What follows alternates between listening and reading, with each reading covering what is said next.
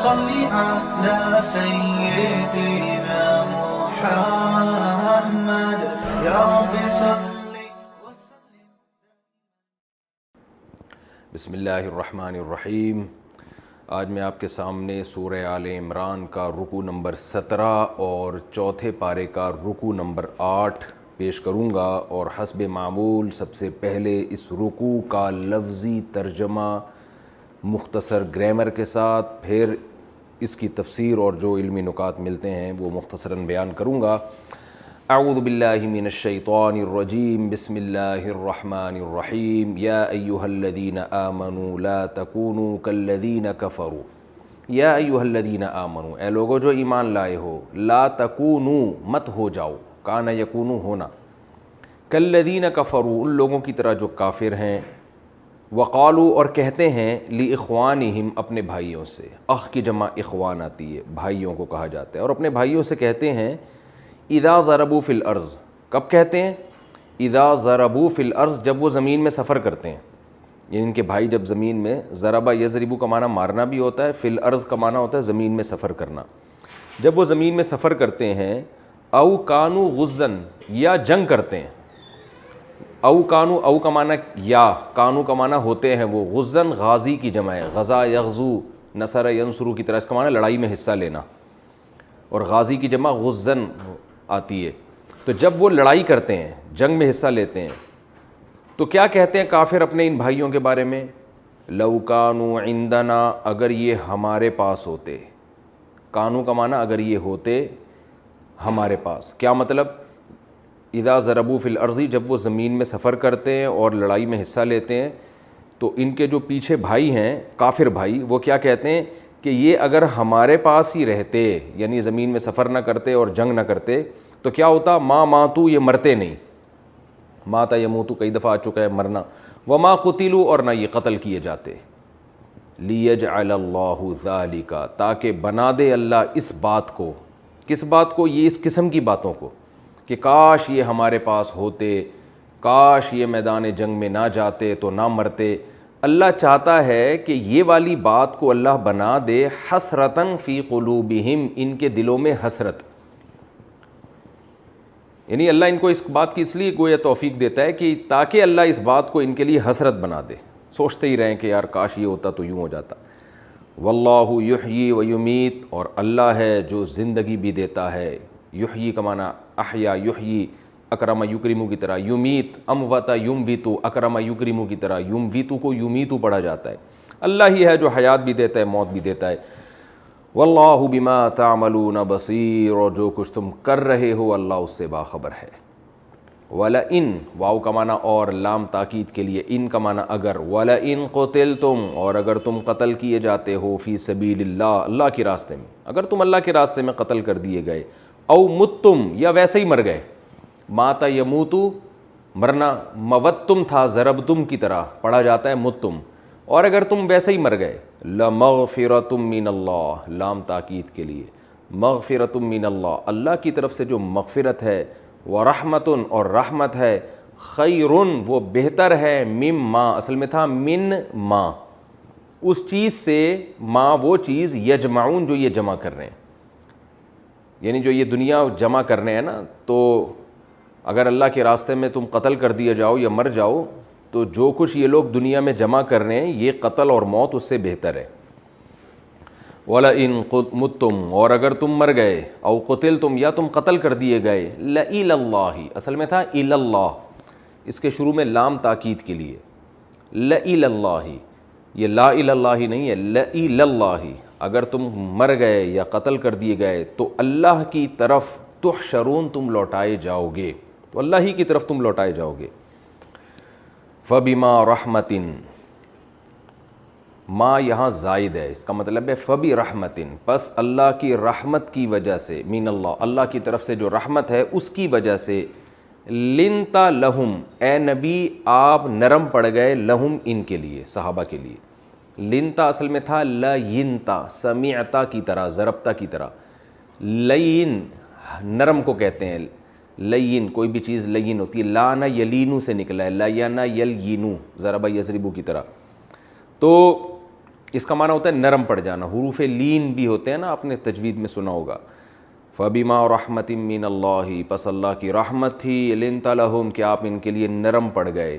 ولو کنتا, اگر ہوتے آپ, فظن سخت, فظ کہتے ہیں سخت الفاظ والا, سخت اخلاق والا, اگر آپ ان کے لیے سخت بن جاتے, غلیظ القلبی, دل کے بھی سخت ہو جاتے, زبان کے بھی سخت اور دل کے بھی آپ سخت, غلیظ سختی کو کہتے ہیں. لنفضوا من حولک, اصل میں تھا لانفضوا, لام تاکید کے لیے, انفضوا, انصرفوا کی طرح, اکتسبوا کی طرح, انفضضوا اس کا معنی منتشر ہونا. لنفضوا من حولک, تو یہ آپ کے ارد گرد سے منتشر ہو جاتے. حول کہتے ہیں ارد گرد, آپ نے لفظ سنا ہوگا نا, ماحول بہت برا ہے, یہ لفظ عربی سے آیا ہے. ما حولہ, اس کا مطلب ہے ما وہ چیز, حولہ جو اس کے ارد گرد ہے, تو ماحول پھر وہ اردو میں آ کے لفظ بن گیا ماحول, یعنی ہر وہ چیز جو ہمارے ارد گرد ہے. وَلَوْ كُنْتَ فَظًّا غَلِيظَ الْقَلْبِ لَانفَضُّوا مِنْ حَوْلِكَ, اگر آپ سخت دل ہوتے اور سخت اخلاق والے ہو جاتے تو یہ آپ کے ارد گرد سے منتشر ہو جاتے. فَاعْفُ عَنْهُمْ, اصل میں تھا اعفو, عفا یعفو, نصر ینصرو کی طرح. فَاعْفُ, الف سائلنٹ ہو گیا, فَاعْفُ عَنْهُمْ, پس آپ ان کو معاف کریں. وَاسْتَغْفِرْ لَهُمْ, اور ان کے لیے استغفار کریں, یعنی اللہ سے بھی استغفار کریں. وَشَاوِرْهُمْ فِي الْأَمْرِ, شاورا یشاورو مشاورتاً, ایک دوسرے سے مشورہ لینا. ایک ہوتا ہے استشارہ, استشورہ, استخرجہ, اس کا معنی مشورہ لینا, اور ایک ہوتا ہے شاورہ, ایک دوسرے سے مشورہ لینا, یعنی ایک دوسرے کو مشورہ دینا اور ان سے مشورہ لینا. وَشَاوِرْهُمْ فِي الْأَمْرِ, اور کسی بھی کام میں, الامر کہتے ہیں کوئی بھی کام میں, شاورہم, ان سے مشورہ لیں, ان کو مشورے میں شریک کریں. فَإِذَا عَزَمْتَ, پس جب عزمت, آپ عزم کر لیں, کوئی فیصلہ کر لیں, فَتَوَكَّلْ عَلَى اللَّهِ, تو اللہ پہ توکل کریں. اِنَّ اللَّهَ يُحِبُّ الْمُتَوَكِّلِينَ, بے شک اللہ تعالیٰ توکل کرنے والوں کو پسند کرتا ہے. اِن يَنصُرْكُمُ اللَّهُ, ان کا معنی اگر, نصر ینصرو, مدد کرنا. اللہ فرما رہے ہیں اِن يَنصُرْكُمُ اللَّهُ, اگر اللہ تمہاری مدد کرے, فلا غالب لکم, کوئی غالب آنے والا نہیں ہے, لکم تمہارے لیے, یعنی تم پر کوئی بھی غالب نہیں آ سکتا. وَإِن يَخْذُلْكُمْ خَذَلَ يَخْذُلُ, نصر ینصر کی طرح, خذلان کہتے ہیں رسوائی, اور اگر اللہ تمہیں رسوا کر دے, فَمَنْ ذَا الَّذِي, تو کون ہے, من کا معنی کون, فا کا معنی تو, فَمَنْ ذا, کون ہے ایسا, ذا کا معنی یہ, کون ہے ایسا, الَّذِي, جو کہ ینصرکم, تمہاری مدد کرے, من بعدہ, اللہ کے بعد, یعنی اللہ اگر تمہیں رسوا کر دے تو اللہ کے رسوا کرنے کے بعد کون ہے جو تمہاری مدد کرے. وَعَلَى اللَّهِ, اور اللہ ہی پر, فَلْيَتَوَكَّلْ, چاہیے کہ توکل کریں, الْمُؤْمِنُونَ, ایمان والے. فَلْيَتَوَكَّلْ اصل میں تھا لِيَتَوَكَّلْ, تو فَلِيَتَوَكَّلْ کو ملا کے پڑھتے ہیں تو فَلْيَتَوَكَّلْ بن جاتا ہے یہ. وَمَا كَانَ لِنَبِيٍّ, اور نہیں ہے لِنَبِيٍّ, کسی بھی نبی کے لیے یہ بات, أَن يَغُلَّ, کہ وہ خیانت کرے. مال غنیمت میں خیانت کو غلول کہا جاتا ہے, غلّ یغلو, نصر ینصر کی طرح, اصل میں تھا غلل یغللو, تو مال غنیمت میں جو خیانت ہوتی ہے اس کو کہا جاتا ہے. کسی نبی کے لیے یہ مناسب نہیں ہے, یہ ممکن نہیں ہے, ان یغل, کہ وہ مال غنیمت میں خیانت کرے. ومن یغلل, اور جو بھی مال غنیمت میں خیانت کرے گا, یأتی بما غلّ, آ جائے گا اس چیز کے ساتھ, غلہ جس کے ساتھ اس نے خیانت کی ہوگی, یعنی جو مال غنیمت میں کچھ خیانت کی ہوگی اسی کے ساتھ قیامت کے دن آئے گا, یوم القیامہ, قیامت کے دن. ثم توفا, پھر پورا پورا چکا دیا جائے گا, یہ کئی دفعہ یہ وفا کا لفظ آیا ہے, چکا دیا جائے گا, کل نفس, ہر نفس کو, ما, وہ چیزیں, کسبت, جو اس نے کمائی, جس نے جو کچھ کمائی کی ہوگی اس کو پورا پورا بدلہ اس کا دے دیا جائے گا, وہ چیزیں اس کو دے دی جائیں گی, یعنی وہ چیزوں سے مراد ان کا بدلہ. وَهُمْ لَا يُظْلَمُونَ, اور ان پر ظلم نہیں کیا جائے گا. أَفَمَنِ اتَّبَعَ, تو بھلا وہ شخص, اتبع رضوان اللہ, اصل میں تھا أَفَمَنْ اتَّبَعَ, ملا کے پڑھیں گے أَفَمَنِ اتَّبَعَ, الف سائلنٹ ہو گیا, تو بھلا وہ شخص, اتبع, جو اتباع کرتا ہے, رضوان اللہ, اللہ کی رضا کی, کا من, کیا یہ اس شخص کی طرح ہے, باء, جو لوٹا, باء یبوء, گزر چکا ہے, بسخط من اللہ, اللہ کی ناراضی کے ساتھ. سخت ناراضی کو کہتے ہیں۔ وَمَأْوَاهُ جَهَنَّمُ، اور اس کا ٹھکانہ بھی جہنم کی آگ ہو۔ یعنی بھلا وہ شخص جو اللہ کی رضا کو فالو کرتا ہے، کیا وہ اس کی طرح ہو سکتا ہے جو اللہ کی ناراضی لے کے لوٹے اور اس کا ٹھکانہ بھی جہنم ہو؟ وَبِئْسَ الْمَصِيرُ، اور کیا ہی برا ٹھکانہ ہے۔ مصیر کہتے ہیں لوٹنے کی جگہ۔ ہم درجات، یہ لوگ درجات ہیں، درجات کا مطلب درجات والے ہیں، یہ درجات والے ہیں اللہ کی نظر میں۔ واللہ بصیر بما یعملون، اور جو کچھ یہ کر رہے ہیں اللہ اس سے باخبر ہے۔ لقد من اللہ، تحقیق اللہ نے احسان کیا، علی المؤمنین، مومنین پر، اذ بعث فیہم رسولا، جب اس نے بھیجا ان میں ایک رسول کو، من انفسہم، انہی کی جنس میں سے، انہی کی ذاتوں میں سے، یعنی انسانوں میں سے ایک نبی کو انسان ہی بنا کے بھیجا۔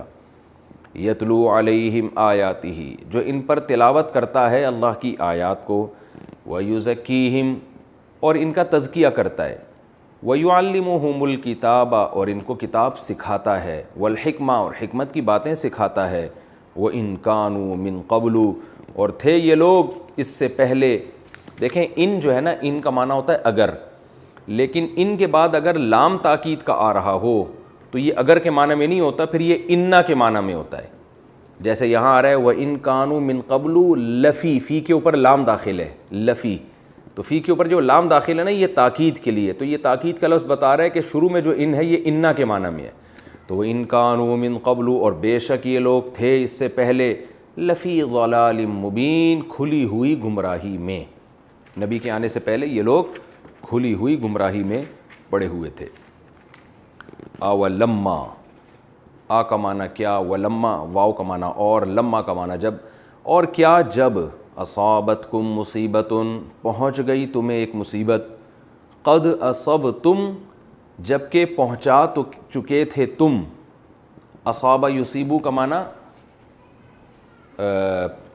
پہنچانا، پہنچنا بھی ہے اس کا معنی اور پہنچانا بھی ہے۔ قد اصبتم، تحقیق پہنچا چکے تھے تم، اصوبتم تھا اکرمتم کی طرح، مثلیہا، اصل میں تھا مثلین، ایک ہوتا ہے مثل کا معنی، مثل کا معنی اس جیسا، مثلین کا معنی اس جیسے دو، تثنیہ ہو جائے گا نا، تو قد اصبتم، تحقیق پہنچا چکے تھے تم، مثلیہا، اس جیسی دو مصیبتیں، یعنی ایک مصیبت تمہیں جب پہنچی ہے اس حال میں پہنچی ہے کہ تم اس سے ڈبل مصیبت پہنچا چکے تھے۔ تفسیر میں انشاءاللہ اس کا مفہوم بتاؤں گا۔ قلتم، تو تم پوچھتے ہو، انا ھذا، یہ والی مصیبت کہاں سے آ گئی، انا ھذا، انا کا معنی کہاں سے، ھذا یہ کہاں سے آ گئی بھئی یہ، قل، اے نبی کہہ دیجئے، ہوا، یہ جو مصیبت آئی ہے تمہیں، مراد اس سے وہی غزوہ احد کی جو پریشانی تھی، ہوا من عند انفسکم، یہ مصیبت آئی ہے من عند انفسکم، تمہارے اپنے ہی نفسوں کی طرف سے، ان اللہ علی کل شیء قدیر، بے شک اللہ تعالیٰ ہر چیز پر قدرت رکھتا ہے۔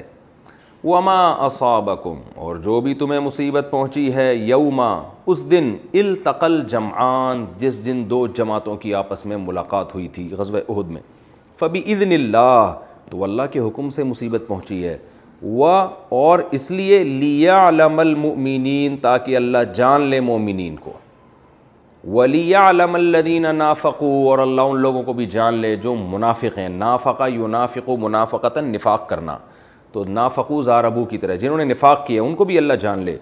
وَقِيلَ لَهُمْ، اور ان منافقوں سے کہا گیا تھا، وَقِيلَ، اور کہا گیا، لَهُمْ، ان منافقوں سے، تعالوا، آؤ، جب نبی میدان جنگ سے مدینہ سے نکل رہے تھے نا احد میں لڑائی کے لیے، اس وقت کہا گیا تھا تعالوا، آؤ، تعالوا جب کسی کو عزت کے ساتھ بلایا جاتا ہے نا تو پھر کہا جاتا ہے تعالوا، عربی میں تعال واحد کے لیے، تعالوا جمع کے لیے، تعالوا، آؤ ہمارے ساتھ، قاتلوا فی سبیل اللہ، اللہ کی راہ میں لڑو، قاتل یقاتل مقاتلۃ، لڑنا، قاتل لڑ، قاتلوا لڑو، او ادفعوا، اصل میں تھا او ادفعوا، الف سائلنٹ ہوا، ملا کے پڑھتے ہیں، او ادفعوا کو ملا کے پڑھتے ہیں او ادفعوا، یا دفع کرو، دفع کا مطلب یہ ہوتا ہے تم نہیں لڑ سکتے تو کم از کم اتنا کر لو کہ جب وہ حملہ کریں گے تو ان کے حملے میں بجائے ان پہ بڑھ چڑھ کے حملہ کرنے کا صرف ڈیفنس کے کام آ جاؤ، ہمارے ڈیفنس کے، ادفعوا کا معنی کہ ان پہ حملہ مت کرو، بس دفاع کے لیے تیار رہو تم، یعنی ہمارے ڈیفنس کے لیے آ جاؤ،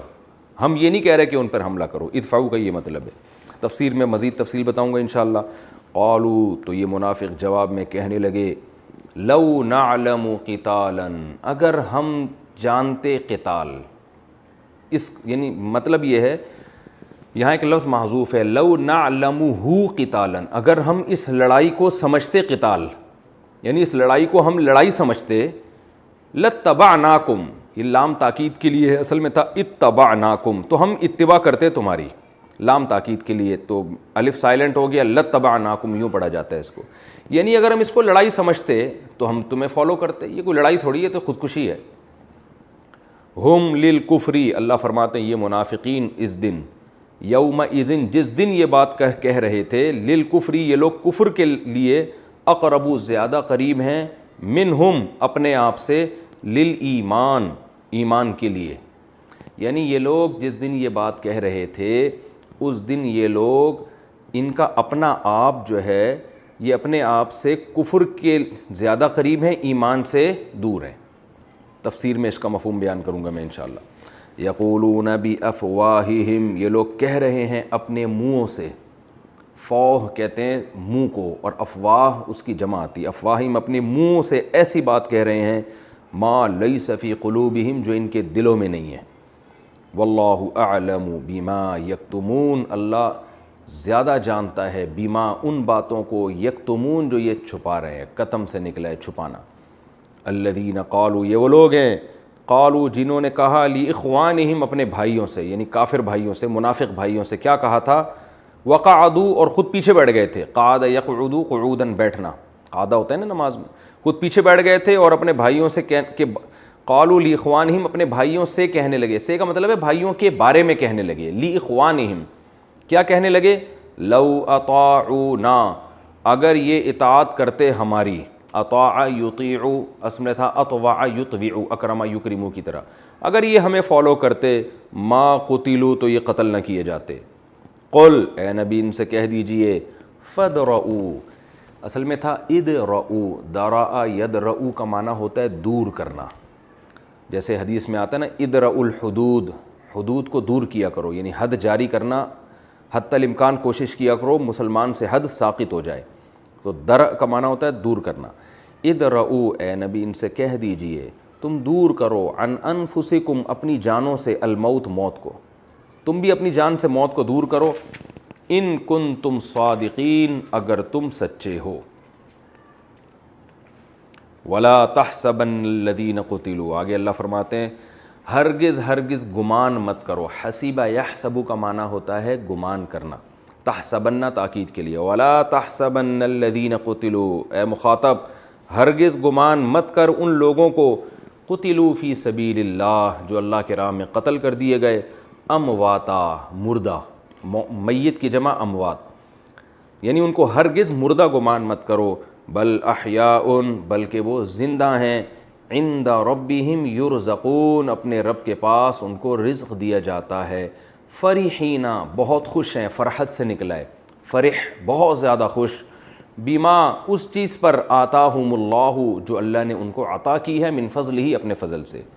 ویستبشرون بالذین اور وہ شہداء خوش ہوتے ہیں استبشار خوشی مناتے ہیں بالذین ان لوگوں پر بھی لم یلحقوا بہم جو ابھی ان کے ساتھ لاحق نہیں ہوئے. لحق یلحق لحوقا لاحق ہونا جو ابھی ان کے ساتھ لاحق نہیں ہوئے یعنی دنیا میں زندہ ہیں ان پر بھی یہ خوشی منا رہے ہیں. من خلفہم ان کے پیچھے یعنی خوشی مناتے ہیں بالذین ان لوگوں کی حالت پر بھی لم یلحقوا بہم جو ابھی ان کے ساتھ لاحق نہیں ہوئے من خلفہم اور ان کے پیچھے ہیں یعنی بعد میں آئیں گے ان کے ساتھ.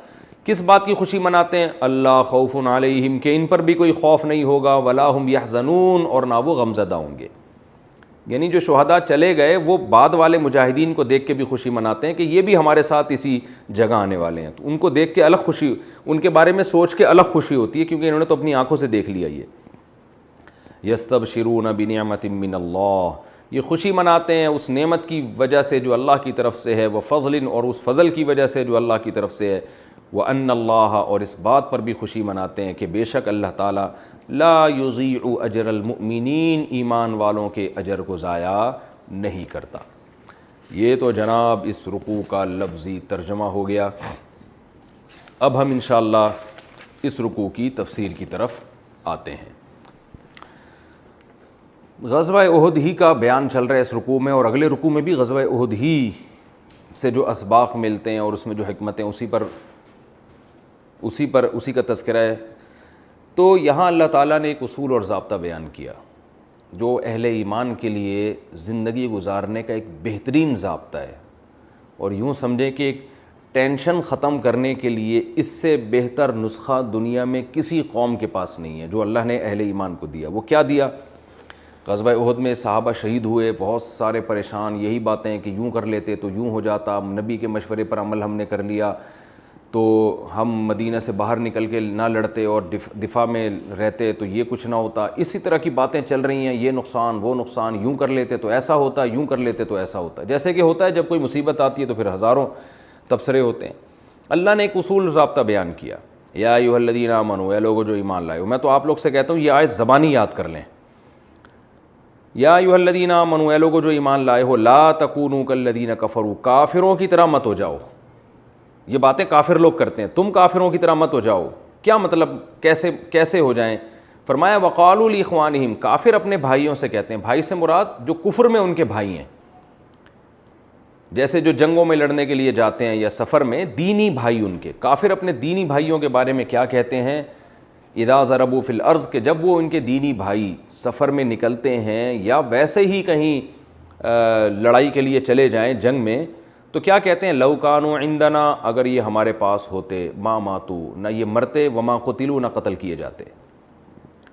یعنی وہ اس طرح کی جانے سے پہلے نہیں سوچ رہے، جانے کے بعد جب ہو گیا ہے کام، وہ سفر میں گئے، تقدیر الہی سے موت واقع ہو گئی، لڑائی میں گئے تو لڑائی میں تو کبھی آپ قتل کرتے ہیں، کبھی آپ قتل ہو جاتے ہیں، تو یہ جب آپ نے قتل کر دیا تو واہ واہ واہ وہ قتل ہو گیا، تو پھر اس طرح کی باتیں کر رہے ہیں، کاش یہ یوں نہ ہوتا تو یوں ہو جاتے۔ تو اللہ فرماتے ہیں تم اس طرح کی باتیں مت کیا کرو، لیجعل اللہ ذلک حسرۃ فی قلوبہم، اللہ کافروں کو ان باتوں کی توفیق اس لیے دیتا ہے تاکہ ان باتوں کو ان کے دلوں میں حسرت کا ذریعہ بنائے اور افسوس کا ذریعہ بنائے، کہ ایک تو غم ہوا، مصیبت پہنچی، اوپر سے ایک اور بڑی مصیبت یہ کہ کاش یہ نہ کرتے، اس پر اور غم ہوتا ہے۔ جیسے آپ نے کہیں سفر کیا اور اللہ نہ کرے جہاز کریش ہو گیا، آپ کے کسی ریلیٹیو نے سفر کیا، اب آپ یہی بیٹھ کے سوچتے نا یار میں اس کو منع کر رہا تھا ٹرین سے جاؤ، بس سے نہ جاؤ، میں تو منع کر رہا تھا، سمجھا رہا تھا، پھر بھی وہ بس جہاز سے گیا، اور کاش نہ جاتا، ٹرین سے چلا جاتا، عین وقت پہ اس نے ارادہ تبدیل کیا۔ تو ایک تو موت کا غم ہوتا ہے، دوسرا اس کا غم کہ یوں کر لیتے تو یوں ہوتا، یوں کر لیتے تو یوں ہوتا۔ تو اللہ نے فرمایا ایسا مت کیا کرو، واللہ یحیی و یمیت، اللہ ہے جو موت بھی دیتا ہے اور زندگی بھی دیتا ہے۔ یہ اللہ کے کام ہے، کسی کو سفر میں لے جا کے مارے گا، کسی کو میدان جنگ میں لے جا کے مارے گا، کسی کو جہاز میں بٹھا کے مارے گا، کسی کو ٹرین میں بٹھا کے مارے گا، کوئی ٹرک کے نیچے آ کے مرے گا، کوئی کورونا سے مرے گا۔ چھوڑ دو، یہ اللہ کے کام ہے، تمہارے سوچنے کے کام نہیں ہے۔ تم نے گراؤنڈ ریئلٹی کو سامنے رکھ کر وقت پر جو فیصلہ کیا بس وہ فیصلہ کرو، تم آگے رزلٹ کیا نکل رہا ہے یہ اللہ پہ چھوڑ دو۔ واللہ بما تعملون بصیر، جو کچھ تم کر رہے ہو اللہ اس سے باخبر ہے۔ کتنا بہترین اللہ نے ایک نسخہ بیان کیا۔ تو اس میں صحابہ کو بھی تسلی دی جا رہی ہے کہ غزوہ احد میں جو تمہارا اتنا نقصان ہو گیا تو یہ منافقین کم بختوں کی باتوں میں مت آؤ، یوں کر لیتے تو یوں ہو جاتا، یہ تو کافر لوگ اس طرح کی باتیں کر رہے ہیں، چھوڑ دو، جو ہونا تھا ہو گیا، وہ جو مصیبت پہنچنی تھی پہنچ چکی ہے۔ واللہ یحیی و یمیت، اللہ ہی ہے جو حیات بھی دیتا ہے اور موت بھی دیتا ہے، تو اس لیے یہ باتیں مت کرو۔ آگے اللہ فرماتے ہیں وَلَئِن قُتِلْتُمْ فِي سَبِيلِ اللَّهِ، اور کافر پہ تو چلو وہ جب لڑائی کے لیے گیا ہے وہ تو شیطان کے راستے میں لڑ رہا ہے، اور تم تو اللہ کے راستے میں لڑتے ہوئے شہید ہوئے ہو، تم پہ تو ویسے بھی یہ باتیں سوٹ نہیں کرتی۔ کیوں؟ وَلَئِن قُتِلْتُمْ فِي سَبِيلِ اللَّهِ، کہ اگر تم قتل کر دیے جاؤ اللہ کے راستے میں، او متم، یا ویسے ہی تمہاری اللہ کے راستے میں طبعی موت آ جائے، لمغفرۃ من اللہ، تو اللہ کی طرف سے جو تمہیں مغفرت ملے گی، ورحمۃ، اور رحمت ملے گی، خیر مما یجمعون، وہ بہتر ہے ان دنیا کی نعمتوں سے جو یہ لوگ جمع کر رہے ہیں۔ یعنی مسلمان تو اس لحاظ سے بھی نہیں کہہ سکتا کہ بھئی کاش زندہ رہتے، اس لیے کہ ان کو تو شہادت اور موت کے بعد جو کچھ مل رہا ہے وہ تمہارے گاڑی بنگلوں سے 1000 گنا بہتر ہے، تمہیں تو ویسے بھی یہ افسوس کرنے کی اجازت نہیں ہے۔ تو خلاصہ کیا نکلا کہ ایک تو تقدیر کا عقیدہ تم نے سوچ کے ہر غم میں سکون حاصل کرنا ہے، کام کرنے سے پہلے 100 دفعہ سوچنا ہے، جب کام ہو گیا تو اس کا جو بھی رزلٹ نکلے، چاہے وہ تمہاری غلطی پہ ہی نکلے، تو غلطی کی اصلاح تو آگے کے لیے کرنی ہے، مگر اس غلطی پہ رونے دھونا نہیں ہے کہ ہمیشہ کے لیے روتے ہی رہو اس پہ بیٹھ کے. بس توبہ کر لی، استغفار کر لی، اب آگے کے لیے سوچو، یہ سوچو یہ مقدر میں تھا اور ہو گیا، ایسا ہی ہونا تھا، ہماری تقدیر میں ایسا ہی لکھا ہوا تھا. یہاں تک علماء نے لکھا ہے کہ اگر آپ سے کوئی گناہ ہو جائے، آپ اچھی طرح اللہ سے گڑ گڑا کے توبہ کر لیں اس سے، لیکن شیطان کیا کرتا ہے، بار بار پھر آپ کو یہ کہتا ہے کہ دیکھو تم سے تو گناہ ہو گیا تھا، تم تو نیک بن نہیں سکتے، تم سے تو یہ ہو گیا تھا. تو علماء نے یہاں تک لکھا ہے کہ ایسے موقع پہ شیطان کو خاموش کرانے کے لیے یہ کہنا جائز ہے کہ بھائی میری تقدیر میں گناہ لکھا تھا، مجھ سے تو ہونا ہی تھا، وہ بس چپ کر جا، مجھے آگے کام کرنے دے. ورنہ شیطان کیا کرتا ہے، بار بار یار دیکھو تم سے ہو گیا تھا نا گناہ، پتہ نہیں سچی توبہ ہوئی بھی ہے کہ نہیں ہوئی ہے، اور گناہ تم سے ہو گیا تو ہو سکتا ہے دوبارہ بھی ہو جائے، ہو سکتا ہے تیسری دفعہ بھی ہو جائے. تو شیطان نا عمل سے روکتا ہے. تو آپ کی ذمہ داری تھی، اللہ نہ کرے اگر گناہ ہو گیا آپ سے، آپ نے سچے دل سے توبہ کر لی تو آپ کی ذمہ داری پوری ہو گئی.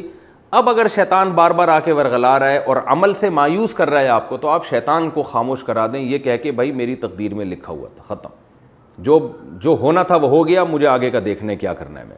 تو اس طرح سے صحابہ کو بھی یہ بتایا جا رہا ہے کہ منافقین کا چونکہ پروپیگنڈا بہت ہو رہا تھا، اس لیے قرآن اس ٹاپک کو بہت طول دے رہا ہے، کیونکہ ان کا پروپیگنڈا بہت طویل تھا. تو بار بار آیتیں اس حساب سے نازل ہو رہی تھی، کیونکہ وہ مسلسل یہ پروپیگنڈا کر رہے تھے، یوں کر لیتے تو یوں ہوتا، جیسے بعض لوگ کرتے ہیں نا فسادی. تو قرآن بھی بار بار آیتیں نازل کر کے صحابہ کو تسلی دے رہا ہے. تو قرآن کہہ رہا ہے کہ تم اس طرح کی باتیں مت کیا کرو، اور یہ تو اللہ ان کے دلوں میں حسرت کا ذریعہ بنانے کے لیے، تبھی کافر اور نافرمان لوگ جلدی ڈپریشن میں، اسٹریس میں جاتے ہیں. مسلمان تقدیر پر ایمان کر کے صبر کرتا ہے. تو اللہ فرما رہے ہیں وَلَئِن قُتِلْتُمْ فِي سَبِيلِ اللَّهِ، اگر تم اللہ کے راہ میں قتل کر دیے گئے، او متم، یا تمہاری موت واقع ہو گئی، تو کیا ہو گیا بھائی، لَمَغْفِرَةٌ مِّنَ اللَّهِ وَرَحْمَةٌ، جو اللہ کی طرف سے مغفرت اور رحمت ملے گی وہ اس دنیا سے کروڑا گنا بہتر ہے. دوسری بات یہ کہ اگر وہ رحمت اور مغفرت نہ بھی ملتی، ویسے ہی تمہاری موت ہو جائے، جہاد میں نہ ہو، ویسے ہی مر جاؤ، تو ہوگا کیا، تم بالآخر لوٹ کر تو سب نے اللہ ہی کی طرف جانا ہے نا. تو اللہ تمہارے اعمال کا حساب دے گا، اچھے اعمال کیے ہوں گے اچھا بدلہ، برے اعمال کیے ہوں گے برا بدلہ. تو اعمال کو زیادہ فوکس کرو، اس کو زیادہ فوکس نہ کرو کہ کون کب مرا اور کون کب پیدا ہوا، ان چیزوں کو زیادہ اہمیت مت دو. آگے اسی کا مضمون ہے وَلَئِن مُتُّمْ أَوْ قُتِلْتُمْ، فرمایا اگر تم مر بھی گئے یا تم قتل کر دیے گئے، لَإِلَى اللَّهِ تُحْشَرُونَ، تم مر کے مٹی ہو کے ختم تھوڑی ہو رہے ہو، تم نے تو لوٹ کر اللہ ہی کی طرف جمع ہونا ہے. تو اللہ تمہارے اعمال کا تمہیں حساب و کتاب دے گا، فنا نہیں ہو جاتے مر کے. تو عمل کو فوکس کرو. آگے اللہ نے اپنے حبیب صلی اللہ علیہ وسلم کی تعریف کی، کیونکہ صحابہ کرام کو جب شکست ہوئی اور وہ میدان میں بہت سے حضرات فرار ہوئے، تو نبی صلی اللہ علیہ وسلم جب ان کے پاس گئے تو صحابہ کرام شرمندہ تھے کہ ہمیں نبی صلی اللہ علیہ وسلم ڈانٹ پلائیں گے اور ہمیں تنبیہ کریں گے. اس کا نقصان یہ ہو سکتا تھا جیسے کہ قرآن کہہ رہا ہے کہ ایک تو انہوں نے اتنی قربانیاں دیں، اپنے لوگ شہید کروائے، اور ایک ظاہر ہے جنگ میں بعض دفعہ دشمن غالب آ جاتا ہے تو ان کے حوصلے پست ہو سکتے تھے اور وہ نبی کے گرد سے جو ہے نا منتشر ہو سکتے تھے. تو اس لیے اللہ نے فرمایا کہ فَبِمَا رَحْمَةٍ مِّنَ اللَّهِ، اللہ کی ایک رحمت تھی، لِنْتَ لَهُمْ، کہ اے نبی آپ ان کے لیے نرم پڑ گئے. یعنی اللہ نے بھی آپ کے دل کو بھی تھام لیا، اللہ نے آپ کو رحمت کی توفیق دی، سختی سے اللہ نے آپ کو بچا لیا، کیونکہ ہر نیکی اللہ کی توفیق سے ہوتی ہے. تو نبی کی ایک نیکی تھی کہ آپ اپنے اصحاب اور اپنے ماتحتوں کو آپ نے بجائے ان کو رسوا کرنے کے، ان کو تانے دینے کے، آپ نے ان کو حوصلہ دینا شروع کر دیا. وہ حوصلہ کیا تھا؟ صحیح حدیث میں آتا ہے کہ کسی نے یہ کہا کہ یہ لوگ تو فرار ہونے والے ہیں، بھاگنے والے ہیں، ہم لوگ تو فرار ہونے والے ہیں. آپ نے فرمایا نہ نہ نہ، تم فرار ہونے والے لوگ نہیں ہو، تم تو پلٹ کے حملہ کرنے والے لوگ ہو، تم فرار ہونے والے نہیں ہو. تو آپ صلی اللہ علیہ وسلم نے ان کی حوصلہ افزائی کی. تو اللہ فرماتے ہیں اللہ کی رحمت تھی کہ آپ ان کے لیے نرم پڑ گئے، یعنی اللہ نے اپنی رحمت سے آپ کو نرمی کی توفیق دی. وَلَوْ كُنْتَ فَظًّا غَلِيظَ الْقَلْبِ، اگر آپ اس وقت سخت زبان اور سخت دل ہو جاتے، لَانفَضُّوا مِنْ حَوْلِكَ، تو یہ آپ کے ارد گرد سے بکھر جاتے. فَاعْفُ عَنْهُمْ، پس آپ ان کو معاف کریں، جو ان سے کوتاہی ہوئی ان کو آپ معاف کریں. وَاسْتَغْفِرْ لَهُمْ، چونکہ آپ کی بھی کوتاہی ہوئی ہے کہ آپ پکار رہے تھے، یہ آ نہیں رہے تھے، تو اس لیے آپ بھی معاف کریں اور اللہ سے بھی ان کے لیے استغفار کریں. اللہ نے تو ویسے پچھلی آیتوں میں اعلان کر دیا کہ میں نے معاف کر دیا ہے، تو استغفار کی اب ضرورت نہیں ہے، لیکن آپ کے استغفار سے ان کے دل میں یہ ایک خیال پیدا ہوگا کہ نبی بھی ہمارے لیے اللہ سے معافی طلب کر رہے ہیں، تو ان کے دل میں اور آپ کی محبت بڑھے گی. واستغفر لہم, اور ان کو آپ ان کے لیے استغفار بھی کریں. اور سب سے زبردست بات کیا, وشاورہم فی الامر, اور آئندہ بھی ان سے مشورے لیں گے آپ, کیونکہ یہ ہو سکتا تھا کہ آئندہ کبھی اہم معاملہ ہوتا تو نبی صلی اللہ علیہ وسلم یہ کہتے کہ بھائی میں نے تو غزوہ احد میں تم سے مشورہ لیا تھا کہ مدینہ سے باہر جا کے لڑنا ہے کہ اندر رہ کے لڑنا ہے. میرا اور ابو بکر کا مشورہ یہ تھا کہ مدینہ کے اندر رہ کے لڑنا ہے, تم لوگوں کا مشورہ تھا کہ شہر سے باہر جا کے لڑنا ہے. آپ لوگوں کے مشورے پر عمل ہوا جس سے ہمیں شکست ہوئی ہے, آئندہ آپ لوگوں سے کبھی بھی مشورہ نہیں لوں گا میں. تو قرآن کہہ رہے ہیں نا نا نا, اس طرح نہیں کرنا. اس بات کا امکان تھا کہ نبی یہ کہہ دیتے, قرآن کہہ رہے ہیں نا, اس کی اجازت نہیں ہے. اگرچہ ان کے مشورے پر عمل کرنے سے نقصان ہوا, مگر نہ اس سے مشورے کی اہمیت ختم ہو رہی ہے اسلام کی نظر میں, نہ اسلام کی نظر میں ان مخلص ساتھیوں کی ویلیو اللہ آپ کی نظر میں ختم کر رہا ہے. ان کی ویلیو بھی وہی ہے جو پہلے تھی, اور مشورے کی اہمیت بھی اسلام میں وہی ہے جو پہلے تھی. باقی یہ تو ہوتا ہے کبھی مشورے پر عمل کرنے میں فائدہ ہو جاتا ہے, کبھی نقصان ہو جاتا ہے, اس کی فکر نہیں کرنی ہے. آئندہ بھی آپ نے مشورے لینے, اور لینے بھی انہی سے ہیں. آپ کے یہ مخلص ساتھی ہیں, مشورے بھی انہی سے لینے آپ نے. وشاورہم فی الامر, اور انہی سے آپ مشورہ لیں گے. فَإِذَا عَزَمْتَ, اور مشورہ لینے کے بعد جب آپ کوئی رائے قائم کر لیں, عزم کر لیں کسی رائے پر, آپ کو اطمینان ہو جائے, فَتَوَكَّلْ عَلَى اللَّهِ, تو اللہ پہ توکل کریں. کیا خوبصورت اسلام نے ایک اصول سکھایا ہے. کیا مطلب؟ مشورے ہر اہم کام میں لازمی لینا ہے, اور مشورے کے بعد جب مشورہ لینے والے کمانڈر کی ایک رائے قائم ہو جائے تو اللہ پہ توکل کرنا ہے. کیا مطلب؟ پھر جو بھی نتیجہ ہوگا یہ فرض کر لینا ہے کہ اس میں اللہ نے ہمارے لیے خیر رکھی ہے, چاہے بظاہر اس میں نقصان ہی کیوں نہ ہو. اللہ پہ توکل کا یہ مطلب ہے. یعنی پھر ڈرتے ڈرتے کام نہیں کرنا, کیونکہ کوئی کام اگر آپ کانفیڈنس کے ساتھ نہیں کریں گے, مثال کے طور پر آپ نے لوگوں سے مشورہ لیا کہ یہ کام کرنا چاہیے کہ نہیں کرنا چاہیے, بہت سے لوگوں کی مختلف قسم کی رائے سامنے آئیں, پھر آپ نے ایک فیصلہ کیا کہ بھئی یہ ہونا چاہیے. اس کے بعد اب آپ پھر سوچ رہے ہیں کہ یار ہو سکتا ہے یہ مشورہ غلط ہو سکتا ہے یہ مشورہ صحیح ہو, تو آپ قیامت تک کنفیوز ہی رہیں گے, اس کام میں جان نہیں پیدا ہوگی. جیسے نبی صلی اللہ علیہ وسلم نے صحابہ سے مشورہ لیا, آپ کی اپنی رائے تھی مدینہ کے اندر رہ کر دفاع کریں گے, صحابہ نے کہا نہیں باہر, آپ باہر گئے. اب آپ یہی سوچتے رہتے پتہ نہیں یہ رائے کہیں غلط نہ ہو, تو پہلی دفعہ میں جو فتح ہوئی وہ بھی نہ ہوتی, شروع سے ہی شکست ہو جاتی, کیونکہ کانفیڈنس کے ساتھ لڑائی نہیں ہوتی. تو میں انشاءاللہ جب یہ رکوع کمپلیٹ ہو جائے گا تو مشورے کے اصول ضابطے اسی رکوع کے تحت بتاؤں گا. مشورے کی ڈیفینیشن کیا ہے, امیر کو کیا چاہیے, کن چیزوں میں مشورہ لینا چاہیے, پوری تفصیل میں انشاءاللہ بتاؤں گا. میں تو ابھی اس آیت کو فوکس کر رہا ہوں کہ یہ آیت سمجھ میں آئے آپ کے کہ قرآن کیا کہہ رہا ہے کہ آپ نے مشورہ بھی لینا ہے, اور مشورے کے بعد جب آپ کی ایک رائے قائم ہو جائے فَتَوَكَّلْ عَلَى اللَّهِ, تو اللہ پہ توکل کرنا ہے. کیا مطلب؟ پھر کنفیوز نہیں ہونا, کانفیڈنس کے ساتھ اس رائے پر عمل کرنا ہے.